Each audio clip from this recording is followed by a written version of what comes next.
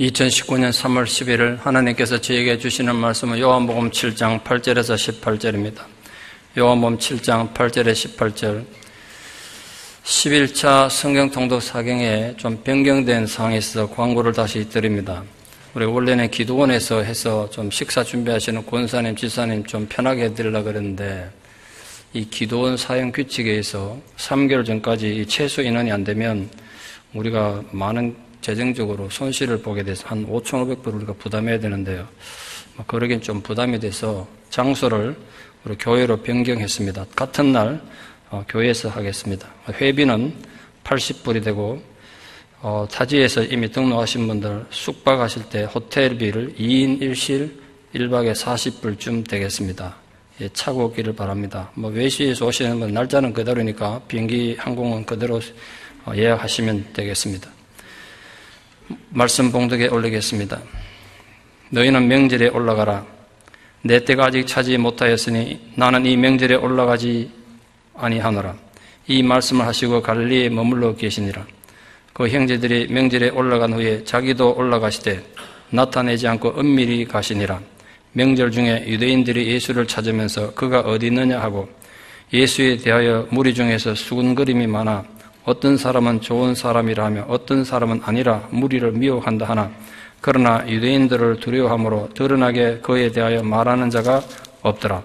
이미 명절의 중간이 되어 예수께서 성전에 올라가서 가르치시니 유대인들이 놀랍게 여겨 이르되 이 사람은 배우지 아니하였거늘 어떻게 그를 아느냐 하니 예수께서 대답하여 이르시되 내 교훈은 내 것이 아니요 나를 보내신 이의 것이니라. 사람이 하나님의 뜻을 행하리 하면 이 교훈이 하나님께로부터 왔는지 내가 스스로 말함인지 알리라.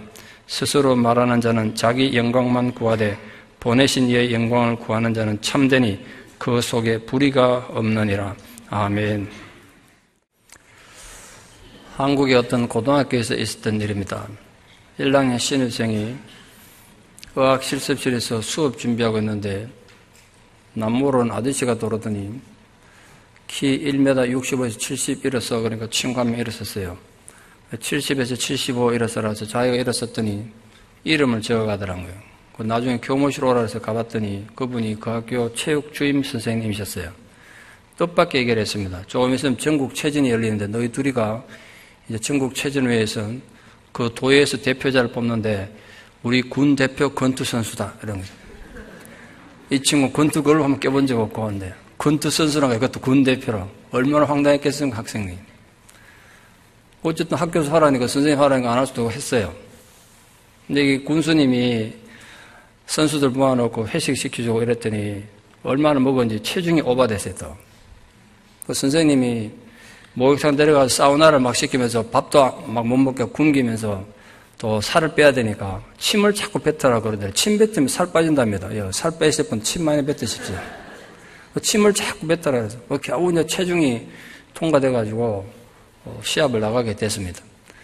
시합장에 가보니까 이제 권투 선수들 따로 이렇게 모아놨는데 각각의 사람들이 추리닝도 잘 입고 준비하는데 자기는 아무것도 없이 그냥 가가지고 보니까 참 황당하더란 거야. 그냥 어차피 자기는 권투 선수도 아니니까 대충 떼우고 가면 되겠지. 그러고 이제 선생님 좀 이따 오더니 야, 니 부전승으로 16강 올라갔다는 거야. 주무관 안 하고 16강 올라갔다. 그러니까 자기가 맹세히 군 대표인데 뭔가는 해야 될 것 같아서 건투를 모르지만 근데 거울 앞에서 폼 잡고 이제 원투 하는 거 있잖아요. 막 하고 있으니까 덩치가 좀 컸는지 다른 군의 그 학교 선수가 와가지고 이렇게 보더니 야, 니 힘 좋네. 덩치가 크다. 이러고 가더란 거예요. 좀 있다가 선생님 오더니 니 상대 선수가 기권하는 바람에 8강 올라갔다는 거예요. 아까 와가지고 야, 니 힘 좋네라고 말한 그 친구가 상대 선수인데 겁먹고 기권한 거예요 그냥. 졸지에 이 학교가 세워지고 최초로 권투 8강에 오른 선수가 됐어요. 그 다음 주 월요일 조회 시간에 이 학생은 우수한 성적으로 권투 시합에 나가서 8강에 오른 성적을 거둬서 상까지 받았습니다. 이분이 이제 자기 평생 학창시절에 받았던 유일한 상이라는데. 자, 여기서 질문 하나. 권투 글럽 한번 안 껴보고 8강에 올라와서 상 받은 이 학생이 권투 선수입니까? 아닙니까? 이게 좀 우스갯소리 같고 황당한 질문이지만 이 질문 속에 엄청난 모순이 숨어 있어요. 대부분 분들은 그게 뭐 권투 선수냐 이런 생각하겠지만 그 친구 권투 선수 아니면요 얼마나 못생긴지 아세요? 그 상장도 무효가 될 뿐 아니라 전국체전도 엉터려야 된다고요. 그렇다고 그 친구 권투볼로만 안 껴본 친구를 권투 선수라 그러면 지금도 전 세계에서 땀 흘리면서 선수 되겠다고 노력하는 그 사람들 욕 보이는 거죠. 질문에 모순이 있죠. 그 질문을 좀 원정하면 이렇습니다. 예수님으로부터 3년 동안 함께 숙식을 하면서 직접 가르침받고 수많은 기적을 통해서 배웠지만 예수님께서 십자가에 달려 죽는 순간까지 예수님 가르침을 이해도 못하고 예수님 가르침을 실천하지 못했던 그 제자들, 제자 맞습니까? 아닙니까? 그걸 우리에게 적용하면 이렇습니다. 예수를 믿는다고 평생은 교회는 다녔지만 그 신앙의 목적이 오로지 내가 부자 되고 잘 살고 자식들 성공하는 것 이런데 내 행복에만 있지 예수를 위해서 어떤 희생이나 봉사나 헌신도 해본 적 없는 사람은 신앙인입니까? 아닙니까? 각자 대답하십시오. 그 모순된 질문 속에 우리 현실이 들어있죠. 여러분 예수님도 거짓말 하실까요? 뭐 예수님 거짓말 그러면 좀 너무 격한 표현인지 모르겠습니다만 거짓말은 아니더라도 앞뒤가 모순되는 말 하실까요? 오늘은 그 모순의 문제로 시작합니다. 우리 본문을 읽게 되면 어쩔 수 없이 가지게 되는 몇 가지 질문이죠. 첫 번째 질문은 이거예요. 예수님도 거짓말을 하시는가? 이게 질문, 제 고민이라고요. 예수님 분명히 나는 예루살렘에 이번에 올라가지 않겠다고 하셨잖아요. 그러나 놓고 왜 자기 말과 다르게 예루살렘 올라가셨단 말이에요. 모순 아닙니까? 예수님의 말과 행동에 따른 이런 자세를 우리가 어떻게 이해해야 됩니까? 뭐 여러분에게 이게 별로 의미가 없이 와닿을지 모르겠습니다만 제게는 정말 오랜 세월 고민거리였어요. 해석하기 쉽지 않았어요.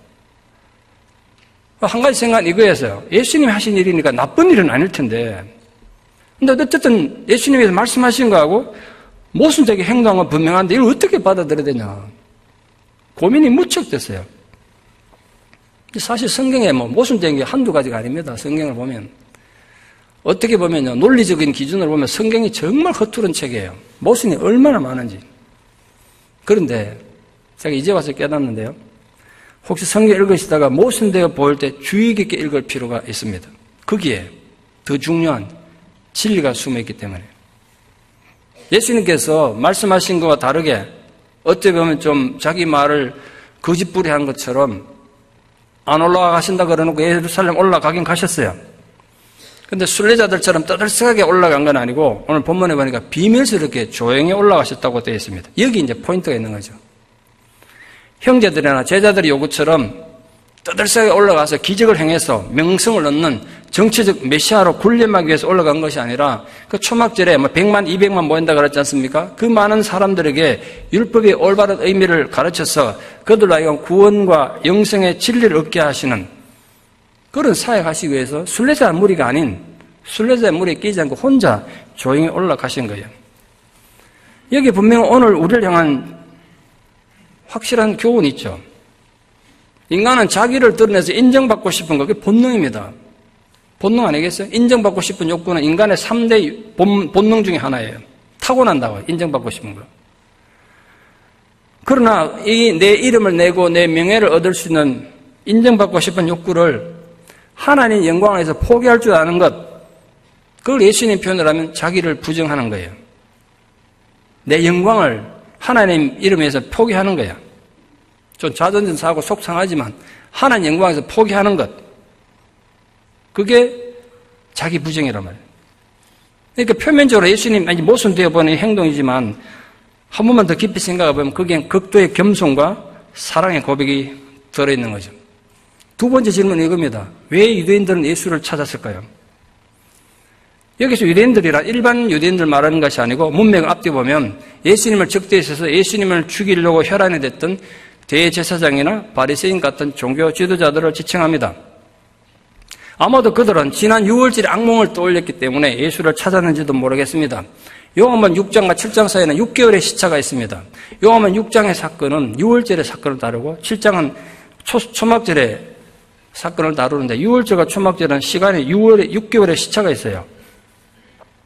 6개월 전 6월절에 예수님이 성전을 방문했을 때 어떤 일이 있었느냐 하면 성전 그 마당을 가득 채우고 있는 제사장들과 결탁되어 있던 탐욕스러운 장사꾼들의 그 상을 뒤집어엎으면서 성전을 발칵 뒤집어 놓은 사건이 있었습니다. 그때 준비하지 못하고 당했기 때문에 바리새인들이나 이 제사장들이 예수님 그 행동에 대해서 제대로 대꾸를 못했어요. 아마도 군중들이 예수님의 행동에 지지를 보냈고 동의했기 때문에 그러지 않을까 추정합니다. 왜냐하면 백성도 다 알거든요. 자기들이 얼마나 이 성전 마당에 와서 사기당하는지 그들이 폭리를 취한지 알고 있었기 때문에 그동안 오병이어 같은 또 기적의 소식도 들었겠죠. 그래서 이번 명절에도 그렇게 자기들 군의에 도전할까 봐 예수가 어딨나 미리 찾아가지고 조치를 취하고 싶어서 찾았던 것 같습니다. 물론 예수를 찾은 또 다른 이유가 있죠. 예수의 약점을 잡아서 공개적으로 부끄럽게 해서 공회에 넘기기 위해서, 궁극적으로 죽이기 위해서 예수를 찾았습니다. 예수님과 적대관계에 있어서 대표적 두 부류의 사람이 바리새인들과 사두개인들입니다. 바리새인들은 예수가 그들의 규칙과 규례를 무시했기 때문에 미워했습니다. 자기들이 세우는 규칙을 예수가 다 허물어뜨리는 거예요. 그게 왜 중요하냐면 만약 예수님 가르침이 옳은 것이 되면 자기들이 틀린 게 돼요. 이 바리새인들 입장에서는 하나님보다 자기들이 만든 제도가 더 중요했고 그걸 더 사랑했단 말이에요. 하나님이 무슨 말씀하셔도 그들은 자기들의 규칙과 규례에만 집착하고 있었습니다. 그런데 예수가 와서 그걸 흔들어 버리니까 죽이고 싶은 거죠. 사두개인의 예수에 대한 분노는 정반대 입장이었어요. 이들은 정치적 집단입니다. 종교적 집단이 아니에요. 대부분의 제사장들은 사두개인들이에요. 이 사두개인들은 바리새인처럼 종교적인 율법 규칙 이런 데 관심 없었어요. 이들은 점령국 로마의 협력에서 정권을 잡고 사치를 일삼는 그런 족속들입니다. 그런데 만약에 메시아가 오면, 예수가 만약 메시아라면 그들의 정치적 위상이 산산조각나죠. 또 그들 입장에서 지금 부귀영화를 누리고 있는데 절대로 메시아가 오면 안 되는 거예요. 특히 예수가 이제까지 자기들의 경제적 이익에 근거가 됐던 성전의 상을 뒤집어엎고 이런 식으로 하면서 자기들 경제에 위협이 되니까 예수를 죽이려고 한 겁니다. 그러니까 어떻게 보면 정반대 입장이 있지 않습니까? 바리새인과 사두개인. 그래서 서로를 굉장히 미워했어요. 성경에 이렇게까지 되어 있었어요. 평소에 그들은 서로 원수였지만 예수를 죽이려는 것 때문에 그날 한 마음이 됐대요. 이 바리새인 또 사두개인들이 예수를 끔찍이 싫어했기 때문에 서로 원수였는데 예수 죽이는 문제에서는 한 마음이 됐다는 거예요. 그때나 지금이나 마찬가지예요. 인간의 이념이, 여러분 철학이, 여러분 생각이 성경의 가르침과 충돌할 때는 둘 중에 하나예요. 내 생각과 내 감정을 복종하고 항복하든지, 말씀 앞에 항복하든지, 아니면 내 고집과 내 감정과 내 이성과 철학을 내세워서 예수 그리스도를 파멸시키든지 양자택일에 서게 돼요. 모든 성도들은 자기 안에 예수 그리스도의 복음이 들어오게 되면 양자택일을 하게 된단 말이에요. 중간지대가 없어요. 중간지대에 있으면 얼마나 좋겠습니까? 적당하게 타협하고 살면 좋겠는데 그렇게 돼 있잖아요. 교회는 다니지만 여전히 모든 선택을 자기 좋아하는 대로, 자기 원하는 대로 행하든지 아니면 예수 그리스도께서 좋아하는 걸 행하든지, 내가 정말 하기 싫고 속상하고 짜증도 나고 자존심 상하지만 주님이 원하는 거기 때문에 내가 희생해서 그 길을 가든지, 아니면 주님이야 죽든지 말든지, 주의 교회가 깨지든지 말든지, 내 자존심 내세우고 내 기분 내세워서 내가 원하는 걸 하든지, 둘 중에 하나예요. 여러분 앞에 항상 그 선택이 있단 말이에요. 어느 걸 선택하시겠습니까? 그래서 만약 예수를 믿으면서도 여전히 자기 좋아하는 대로만 행동한다면, 자기 인연과 자기 감정대로만 산다면 그에게 남은 건 예수 그리스도를 망하게 하고 제가 하는 일밖에 남지 않게 돼요. 이 무서운 경고예요. 여러분은 어떤 자세로 신앙생활하고 계십니까? 세 번째로 예수에 대한 사람들 반응이 어땠습니까? 다양한 반응을 기록하고 있죠. 첫째, 좋은 사람이라고 주장하는 사람들도 있었대요. 본인이 예수님의 은혜로 병이 나았을 수도 있고 자기 가족들 중에 기적으로 치유받은 사람도 있을 수 있겠죠. 또는 오병이어 기적 같은 걸 행하는 걸 직접 보고 야, 이분 대단한 분이구나 이래 인정했을 수도 있고, 아니면 예수님의 많은 가르침을 듣고 설교를 듣고 깨달아서 이분 좋은 분이구나 이렇게 생각했다는 거죠. 또 정반대로 예수를 사기꾼으로 생각한 사람이 있었습니다. 미혹하는 자라는 게 그런 뜻이죠. 예수님이 진리가 아닌 가르침으로 백성들을 나쁜 길을 이른다는 사기꾼이란 거예요. 분명히 백성들 중에는 예수님 가르침이나 기적을 통해서 선한 영향을 받은 사람들이 있었지만 드러내놓고 그리스도를 옹호하지 못했대요. 이유는 당시 유대 종교 지도자들이 공개적으로 예수님께 대해서 적대시했기 때문에 그렇습니다. 예수에 대해서 좋게 얘기하다가는 잘못하면 유대교에서 출교당할 위험까지 각오해야 했다고 성경에 기록되어 있어요. 그래서 그들은 유대 종교 지도자들이 두려워서 드러나게 말을 못했다는 겁니다. 모두 그냥 막연하게 추측만 하고 있었지 예수님이 누군지 정확하게 이해하는 자가 없었다. 아무도 예수를 정확히 몰랐다. 그게 핵심이에요. 결국은 이런 식으로 저런 식으로 예수에 대해서 논쟁하고 토론하는 자들은 많았습니다. 그러나 그게 신앙에 무슨 소용이 있겠어요? 지금도 마찬가지인데 우리들이 정말 주의하고 조심해야 될 건 잘못하면 성경을 그냥 이론으로 받아들이고 지성으로 받아들여가지고 토론하고 논쟁의 대상으로 삼기가 아주 쉽습니다. 절대로 그러시면 안 돼. 저는 그걸 너무 싫어한다 그랬잖아요. 일생 동안 논쟁해도 아무런 행동하지 않는 사람 제가 정말 많이 봤거든요. 그래서 우리 예수 믿는 사람 요즘 비가 많이 오는데 비 올 때 조심하라 그러잖아요. 입만 동동 떠갈까 봐. 말만 한다는 거 행동은 안 하고. 신앙에 대해서 예수 그리스도에 대해서 토론과 논쟁만 하는 것과 실제 삶에서 실천하는 건 엄청 차이가 있는 거예요. 같은 신앙이 아니죠. 그러니까 예수의 설교를 들은 청중들은 이후에 본인들은 지금 아직 몰랐지만 어쨌든 드라마틱한 선택을 하는 결단을 내려야 되는 운명이 그들 앞에 기다리고 있었어요. 만약 그들이 이 예수가 참된 선지자고 하나님 보낸 메시아라고 믿는다면 예수를 죽이려는 적대 세력으로부터 예수를 지켜야 했어요. 반면에 예수가 거짓 선지자라고 생각한다면 그를 죽음에 처하도록 요구하게 될 것입니다. 그때나 지금이나 예수님께서 우리 삶에 정말 들어오시게 되면 형식적으로 몸만 예배당 왔다 갔다 하는 것과 정말 진리가 내 안에 들어오게 되면 무관심할 수가 없어요. 물론 예수님이 그냥 역사적 인물이다 그렇게만 생각한다면 얼마든지 무관심할 수 있죠.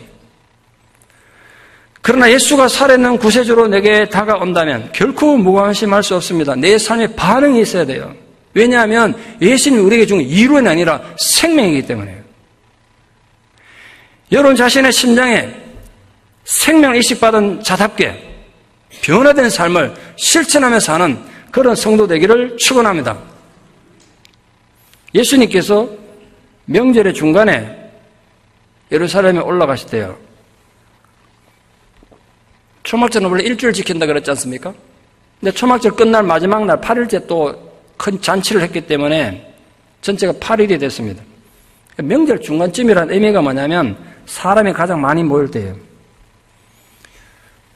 평소에 4만, 5만 명 살던 도시에 100만, 200만 명 모여보세요. 얼마나 복잡하겠는가. 예루살렘 성전 마당에 그냥 발 디딜 틈 없이 콩나물 시루처럼 사람들이 복잡하게 있었을 거라고요. 한번 상상해 보십시오. 여러분, 회교도들이 그 순례할 때 도는 거 보셨어요? 100만 명, 200만 명이 한 방향으로 도는 거. 만약에 누가 한 명 넘어지면 그 뒤에 밀려가지고 일어나고 싶어도 못 일어나. 계속 미니까. 그래서 해마다 수십 명, 수백 명씩 막 죽잖아요. 압사해서 죽는 거예요, 밟혀가지고. 예루살렘에도 그런 일이 벌어졌을 거야. 그 자리에서 예수님이 지금 말씀을 선포하고 계세요. 어떤 식으로, 어떤 방법으로, 어떤 내용을 선포하셨겠습니까? 틀림없이 그 수많은 사람들이 막 벌떼처럼 막 시끄러운 상황에서 그들에게 말씀을 전하려면 소리소리 치지 않고서는 그냥 옆에 조용조용히 얘기하면 뭐 들리겠습니까, 사람들에게. 예수님 그 말씀을 선포하셨던 장면 한번 상상해 보시라고. 피 터지는 소리를 하셨을 거라고요. 예수님 목적이 여기였어요. 형제들 요구처럼 기적을 행해서 사람들 관심을 끄는 게 아니라 이 모인 사람들에게 말씀을 전해가지고 그들의 마음을 돌이키게 하는 것, 그게 예수님 목적이었습니다. 기적이 사람을 변화시키지 못한다는 건 예수님이 너무나 잘 알고 계시기 때문에 그렇습니다. 광야 40년 동안 매일 기적의 만나가 내렸지만 그거 먹는 사람 다 죽었다고 예수님 이미 설교하시지 않습니까? 인간은 기적으로 사는 존재가 아니라 하나님 말씀으로 사는 존재예요. 지금도 마찬가지예요. 여러분 장사가 잘 되고 뭐 건강하고 자식들이 성공하면 그걸로 행복할지 모르겠습니다만 정말 여러분 뭐로 사느냐면 말씀으로 사는 거예요. 그래서 예수님은 가능하면 많은 사람들이 진리의 말씀을 듣고 깨달아서 마음의 변화를 받아서 구원의 얘기를 원하셨어요. 사람을 변화시키는 것. 그게 예수님 목적이었어요. 마틴 루터 킹 목사님 막내딸인 버니스 킹 목사님이 3.1절 100주년을 맞아서 한국에 초청받아서 지난 주간에 한국을 방문하셨어요.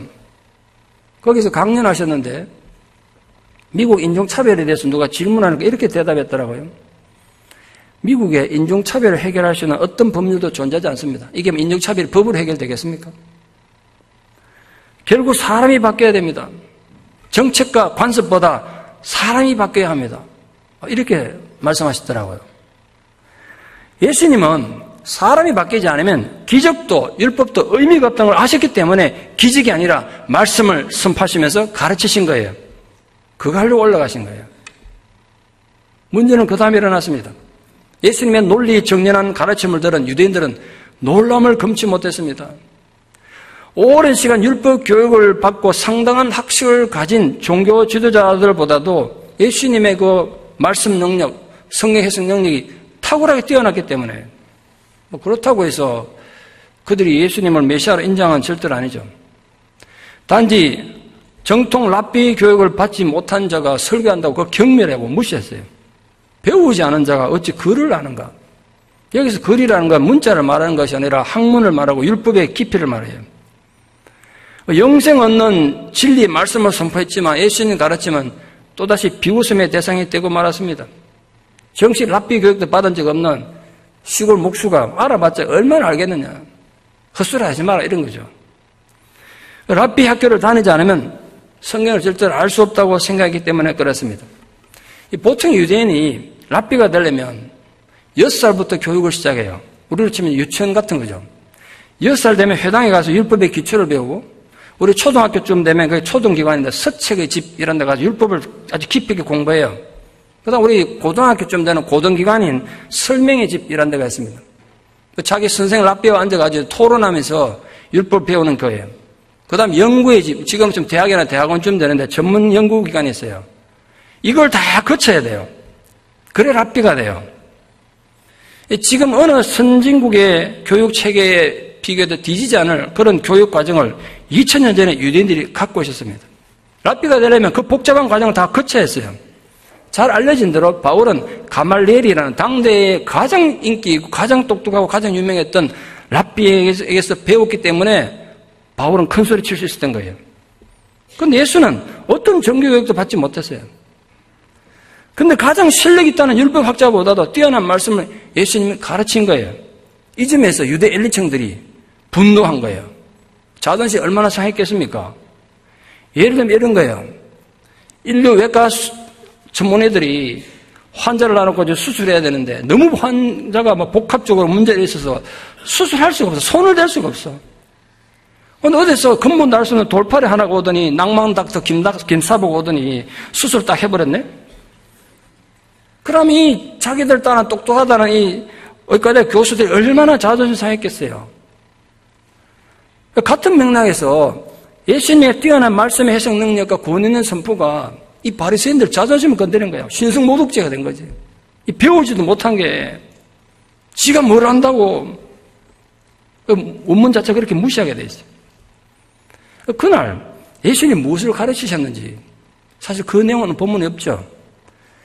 그러나 이런 내용을 가르치셨을 것이라고 예수님께서 세 가지 중요한 정신을 말씀하신 게 본문의 핵심이에요. 첫 번째 예수님은 뭘 가르치시냐면 당신은 제대로 교육도 받지 못했다고 사람들이 공개적으로 무시당하면 참 자존심 상하지 않겠습니까? 그럼 내 같으면 막 이랬을 것 같아요. 우리 같으면. 나는 선생이 필요 없다. 나는 나 스스로 배웠다. 나는 나 자신의 누구에게도 나의 가르침과 지혜를 배우지 않았다. 내가 원래 똑똑했기 때문에 뭐 그래가지고 그들의 콧대를 좀 납작하게 할 수도 있지 않았겠습니까? 예수님은 그러지 않으셨어요. 내 교훈은 내 것이 아니다. 지금 안 그래도 정식 교육을 받지 못했다고 비판받고 무시당하는 상황에서 자기 지식이 자기 게 아니라고 그러면 얼마나 또 무시당하겠습니까? 예수님의 가르침이 일반 랍비들이나 바리새인들과 본질적으로 달랐던 점 바로 여기 있어요. 예수님은 자신의 가르침의 권위를 랍비들처럼 학벌에 두지 않았습니다. 개인지 머리 좋은 것 이런 재능에도 두지 않았어요. 말씀 그 자체에 자신의 가르침의 의미를 온전히 두셨습니다. 근데 그 말씀은 예수님이 창작해낸 것이 아니라 하나님으로부터 왔다는 거예요. 유대인들은 자신들의 논리가 정당하다는 걸 증명하기 위해 가지고 항상 더 뛰어난 랍비의 가르침을 근거로 들었어요. 랍비 아무개 하면 이렇게 말했다. 그러니까 내 말이 정당하다는 거예요. 좀 더 유명하고 좀 더 똑똑한 랍비들의 가르침을 잘 정리해서 요약하는 것, 그게 그들의 지혜의 핵심이었습니다.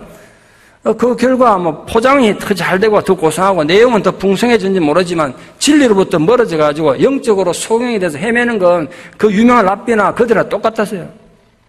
그러나 예수님의 가르침은 하나님으로부터 왔습니다. 예수님 얼마든지 자신의 가르침의 권위를 자기 자신에게 둘 수 있는 분 아니겠습니까? 그러나 그렇게 하지 않으셨어요.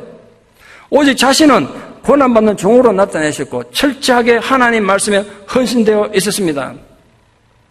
예수님이 그렇게 하셨다면 오늘 우리는 얼마나 더욱 우리 모든 삶의 기초를 하나님 말씀과 권위에 두고 살아야 되겠습니까? 우리의 모든 권위를 하나님과 그분의 말씀에 두며 신앙생활을 하고 세상도 살아야 되는 거예요. 물론 아무리 신앙에 순수하고 헌신된 사람의 앞길도 평탄하지 않을 수 있습니다.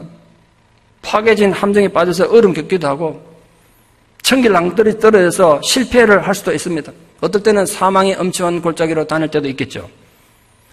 그러나 우리가 어떤 상황이 있든 우리를 지켜주고 올바른 길로 가게 하는 건 하나님 말씀밖에 없습니다.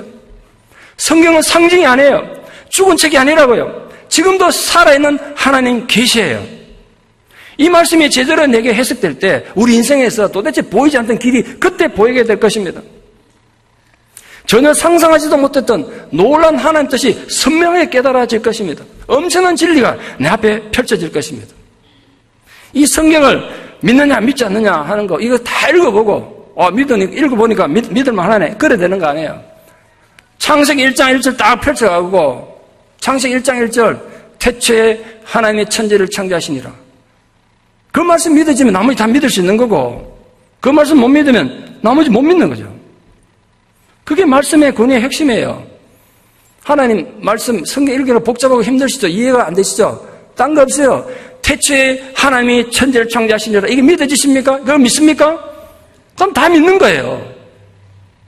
오늘 예수님의 가르침을 따르면 인간의 마음과 정신의 모든 위대한 작품들, 그게 예술작품, 문학작품 다 포함해서 그건 하나님에 의해서 주어진 거예요. 아무리 위대한 사람이라도 스스로 진리를 발견했다고 말할 수는 없는 거예요. 오직 하나님께서 내 자신에게 당신의 진리를 계시해 주셨다. 이렇게 말할 수밖에 없는 거죠. 진정으로 위대한 인물은 자기 자신의 재능이나 정신을 자기의 지혜의 근거로 생각하지 않습니다. 언제나 자기가 생각하고 말할 수 있고 행할 수 있도록 하신 하나님을 묵상하는 거죠. 내 모든 건 하나님으로부터 왔다.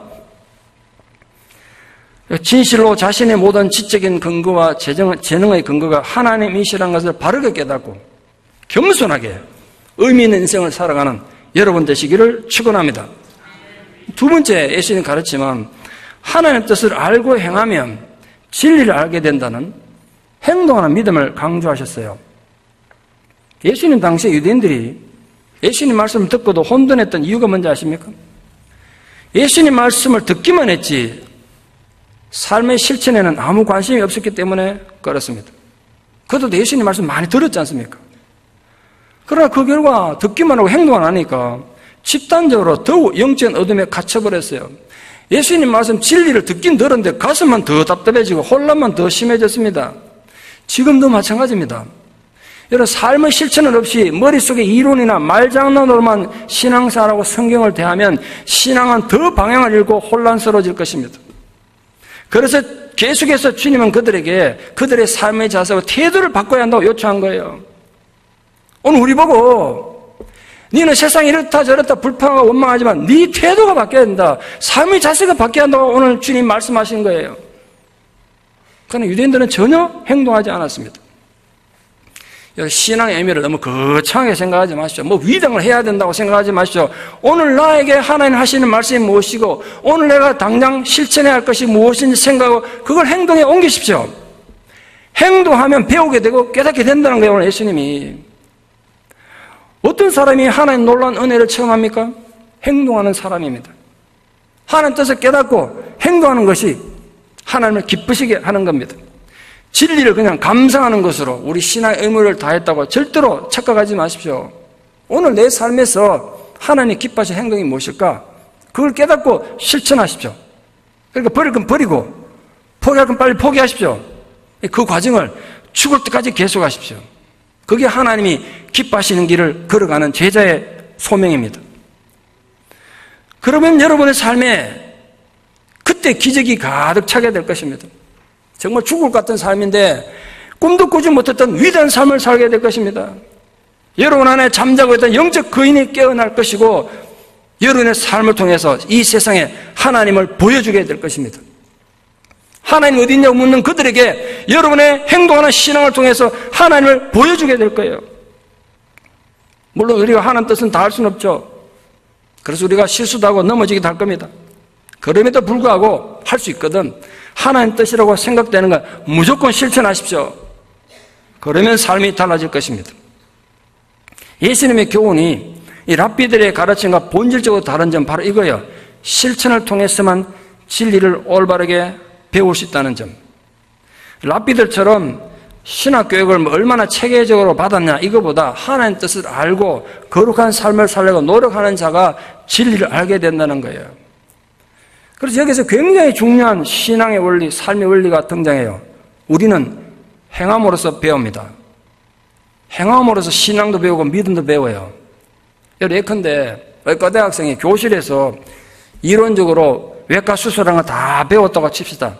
그렇다고 그 학생이 당장 매수적으로 수술하라고 할 수 있을까요? 절대로 못합니다. 진짜 의사가 되기 위해서는 수술하는 행동을 통해서 수술을 배우지 않으면 안 되는 거예요. 행함으로 배우지 않으면 진짜 의사는 절대로 안 되는 거예요. 신앙도 마찬가지예요. 여러분이 얼마나 오랜 세월 교회 다니냐 아무 상관없어요. 여러분이 계속 머리로만 생각하고 그냥 감정으로만 생각한다면 행동하지 않으면 의미가 없어요. 만약 우리가 성경 66권을 달달달 외우고 통달하고 다 이해하고 기독교의 복잡한 이 교리에 대해서 전문가가 된다고 해도 행동하지 않으면 아무런 의미가 없습니다. 그 신앙은.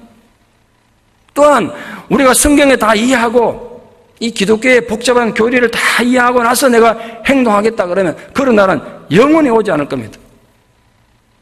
우리는 여전히 부족하고 여전히 문제가 많지만 그래도 행동함으로 배우는 거예요. 부족하면 부족한 대로 하나님 뜻을 행하기 시작하면 더 분명하게 하나님 뜻을 알게 될 것입니다. 우리는 행함으로 신앙을 실천할 뿐 아니라 행함으로 진리를 배우게 되는 종교입니다. 지금 예배를 드린 이 순간 이 자리에서 여러분 진실로 크리스찬이라면 예수님이 제자라면 크리스찬으로서의 삶을 살아가려고 행동하기 시작한다면 시간이 지나갈수록 점점 더 많이 이해하게 될 것이고 더 큰 믿음을 갖게 될 것입니다. 기독교 진리를 터득하고 이해할 수 있는 가장 좋은 지름길, 건강하고도 견고한 믿음을 가지는 지름길은 딴 거 아니에요. 행동하는 겁니다. 사랑하는 모든 성도님들이 주님의 말씀을 듣고 그냥 아는 데만 만족하지 말고 구체적으로 행동함으로써 하나님의 뜻을 깨닫게 되고 또 거룩한 주의 자녀가 되는 우리 교회가 되고 성도님들 되시기를 축원합니다. 마지막 세 번째로 예수님 말씀의 주제는 이거였어요. 누구의 영광을 구하는가? 누구의 영광을 구하는가? 자신의 영광인가? 자기를 보내신 자의 영광인가? 예수님은 말씀의 선포를 통해서 자신의 인기나 영광을 구한 적이 없으세요. 실력인 랍비라고 인정받는 것도 원하지 않으셨어요. 오직 하나, 말씀을 가르침을 통해서 그 자리에 하나님의 영광이 나타나기를 원하셨어요. 우리가 왜 이 예배 시간에 설교를 지금 듣고 있습니까? 어떤 분들은 오셔서 늘 새로운 걸 원하세요. 한 번도 들어보지 못했던 걸 듣기를 원하세요. 어떤 분들은 얼마나 설교가 체계적인 논리적인가 이런 것만 따지세요. 그런 거 중요하게 생각한다고요. 어떤 분들은 얼마나 목사님 설교가 내 철학과 내 이성에 맞는가 그걸 따지세요. 그거 중요한 거 하나도 안 해요. 그보다 정말 본질적으로 중요한 게 하나 있어요. 이렇게 설교하는 나 자신도, 지금 설교를 듣고 있는 여러분도, 지금 우리가 나누고 있는 이 말씀을 통해서 하나님을 영화롭게 하는 것, 그게 설교하는 목적이에요. 설교 듣는 목적이라고요. 저는 설교를 함으로써 하나님께 영광을 돌리고, 여러분 들음으로써 하나님께 영광을 돌리는 거예요. 우리 예배를 통해서 하나님 이름이 영화롭게 되는 것, 그게 본질이란 말이에요. 인간에게 영광을 구하고 인간에게 영광을 돌리는 건 어리석은 거예요. 사람에게 영광을 돌리지 마세요. 부디 우리 마음이 하나님 은혜 앞에서 가난해져서 말씀을 통해서 하나님의 위대하심과 온전하심을 고백하게 되기를 바랍니다. 말씀을 통해서 하나님의 무궁한 사랑을 발견하고 충만한 은혜를 맛보는 성도님 되기를 축원합니다.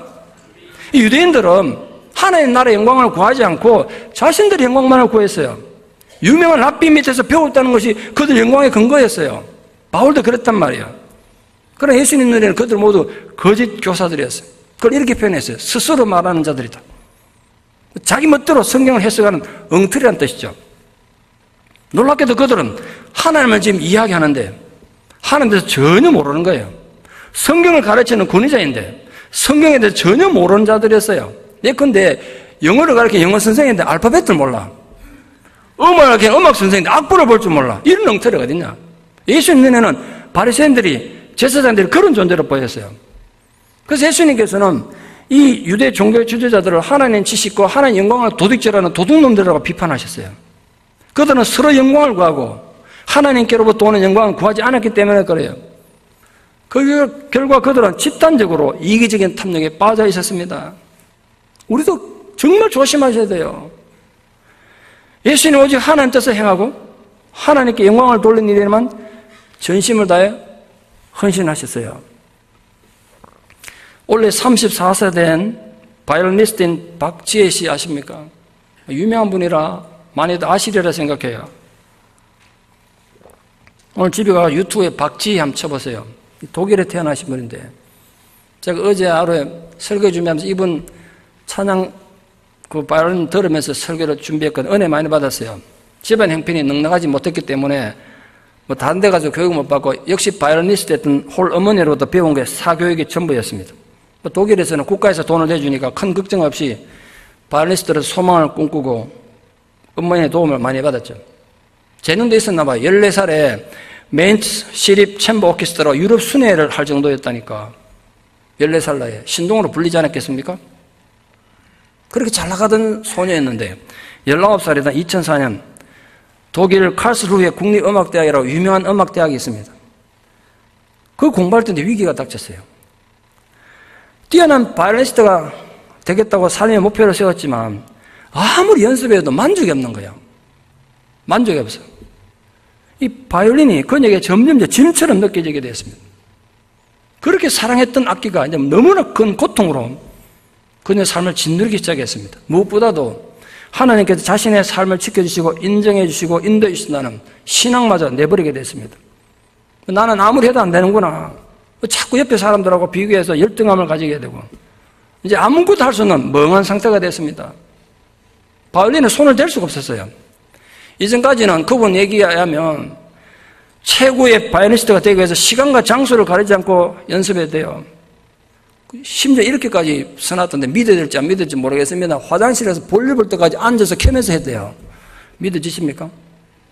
시간 아끼기 위해서 그랬다는 거예요. 본인은 그렇게 얘기하더라고요. 근데 지금은 아무것도 할 수 없었어요. 담당 의사가 우울증이 너무 심해졌다. 이러다 죽을 수도 있다고. 조치가 필요하다 그랬어요. 그녀 스스로 인생을 포기할 지경이 됐습니다. 그 세월이 무려 4년이 흘렀습니다. 지옥 같은 4년을 보냈어요. 2008년이 됐습니다. 딸을 살려고 싶은 절박한 마음을 가진 어머니가 이러다 딸 죽겠다 싶어서 가족들이 있는 한국으로 임시 귀국시켰습니다. 뭐 한국에 온다고 상황이 갑자기 좋아지겠습니까?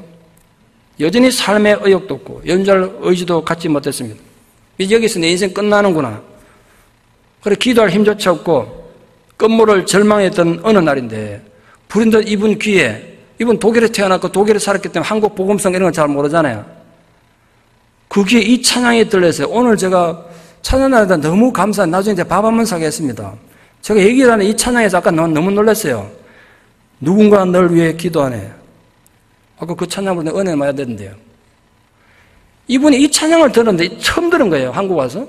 그 가사와 그 찬양이 마치 하나님께서 자기를 위해서 위로하기 위해서 들려주는 하늘의 음성처럼 들렸어요. 남들은 그냥 평범하게 들려서 누군가 널 위해 기도하는, 네가 지쳐서 기도조차 할 수 없을 때 누군가 널 위해 기도하는 분이 있다. 이게 너무 위로가 된 거예요. 예전에는 그냥 하나님 머리로 지식으로만 알고 있다가 하나님이 이런 분이구나. 그 찬양 때문에 새롭게 깨달았게 됐어요.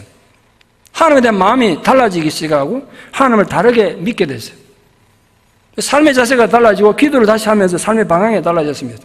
자신이 바이올리니스트가 될 목적이 예전에는 세계적 이름 없는 그런 유명한 바이올리니스트에 대해서 영광을 얻어보자 그런 거였는데, 그러다 보니까 좀 더 유명해지지 못해서 두려움과 절망이 깊어서 우울증이 된 거예요.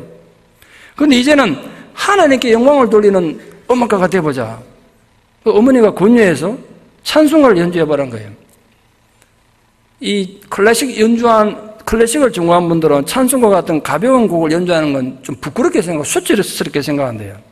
근데 이분은 하나님께 영광을 돌리기 위해서 찬송가를 연주하기 시작했습니다. 그게 이제 간증 콘서트 시작이었습니다.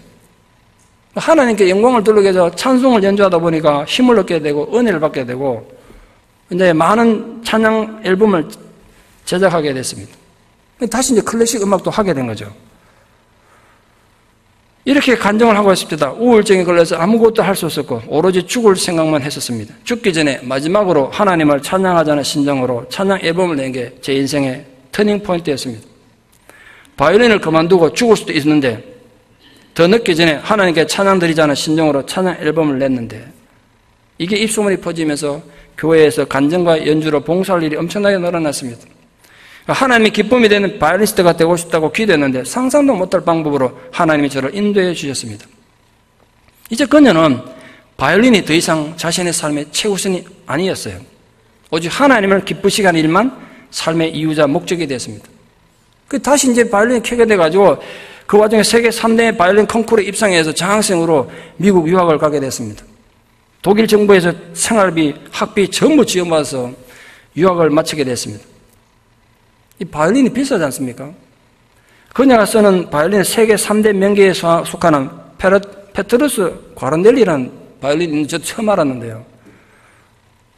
이게 좀 싼 게 50억, 비싼 건 200억 합니다. 바이올린 한데. 껌값이지 뭐. 이거 몇백억 하는 거 거의 개인이 살 수 없으니까 독일 정부가 사가지고 이 학생에게 무료로 대여했더라고요. 얼마나 실력을 받았으면 그랬겠어요. 그래서 그 은혜로 독일 정부가 사전 그 100억짜리 바이올린을 무상으로 지원받아 썼다는 거예요. 지금은 또 달리해서 바이올린이 바뀌었다 그랬대다만, 박지혜 씨가 자신의 간증을 이렇게 마무리했어요. 단 한 가지도 제 자랑이 아닙니다. 재능은 하나님께서 주셨지만 그 주신 목적은 하나님께 영광을 돌리는 것이라고 생각합니다. 사랑하는 여러분, 신앙의 본질, 인생의 근본은 하나님께 영광을 돌리는 데 있습니다. 장사를 하든 저처럼 목회를 하든 직장생활을 하든 우리 학생이 공부를 하든 잊지 마십시오. 하나님께 영광을 돌리는 것. 잘 들어보십시오. 예수님은 이 세상에 오셔서 권력을 차지할 수 있는 상황에서 십자가를 지셨어요. 세상에서 정복자로 와서 왕이 될 수 있는 상황에서 고난의 종이 되셨어요. 모든 사람들 자기 발 앞에 꿀릴 수 있는 그 상황에 오히려 제자들 앞에 무릎 꿇어 그들의 발을 씻기셨어요. 궁극적으로 세상에 군림하는 자로 오셨으면서도 오히려 섬긴 자가 되셨지 않습니까? 무엇 때문에? 하나님의 영광을 위하여. 여러분은 누구의 영광을 구하며 사십니까? 장사가 잘 되는 분도 계실 거고 힘든 분도 계시겠죠. 장사가 잘 되니까 내가 잘나서 된 것 같습니까? 하나님의 영광을 위하여. 자신의 영광인가? 하나님의 영광인가? 부디 예수의 제자로 부름받은 여러분들은 모든 삶의 기회를 통해서 자신에게 주어진 소명을 실천함으로써 오로지 하나님께 영광을 돌리는 하나님의 거룩한 자녀들로 살아가기를 진심으로 축원합니다. 기도드리겠습니다.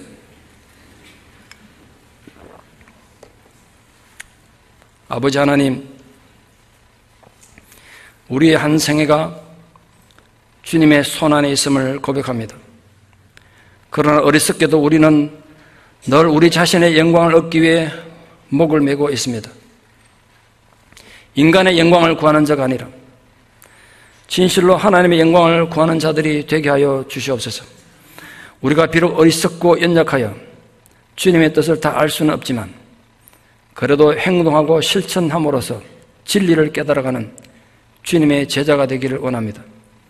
부디 우리 각자에게 주신 소명을 깨달아 실천함으로써 주님의 기쁨이 되는 교회 제자들 되게 도와주시옵소서. 예수님 이름으로 기도드리옵나이다. 아멘.